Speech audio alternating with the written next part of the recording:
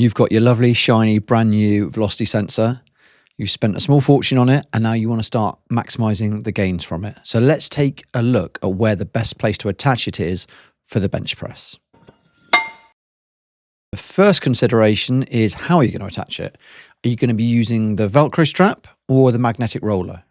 With the RepOne, you've got the choice of these two attachments. For our communal sensors in the gym, so the ones that anyone can come in and use if they're on my program, we've got the Velcro straps attached. Why? Because if you're taking the magnet off the bar and you're not taking great care, it can slip out of your hands. Obviously, there's quite a lot of tension on the cable pulling it in. And if this magnet slips out of your hand, it's going to fly back into the unit, potentially damaging the screen. The Velcro one is a lot lighter, and therefore, if that falls out of your hand and snaps back into the screen, it's not going to cause any damage. For my personal unit that I use in my own training, I trust myself to take plenty of care, knowing how much the unit costs me, and I do use the magnet. If you are using the Velcro strap, then I recommend not attaching it to the sleeve.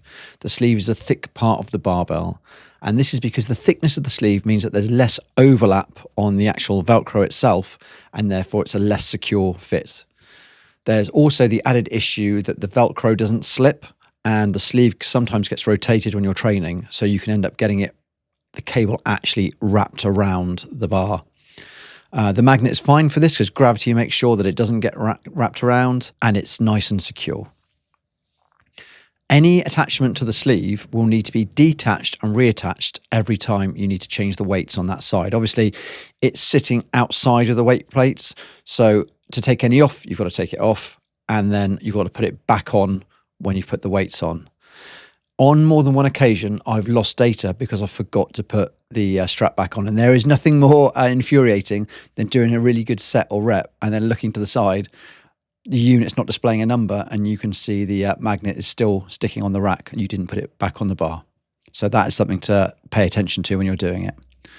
So other than attaching to the sleeve, you've got the other options, which are on the collar side, so inside the collar of the bar. And now you can attach it to either outside the weight hooks, where you actually take it off, or inside.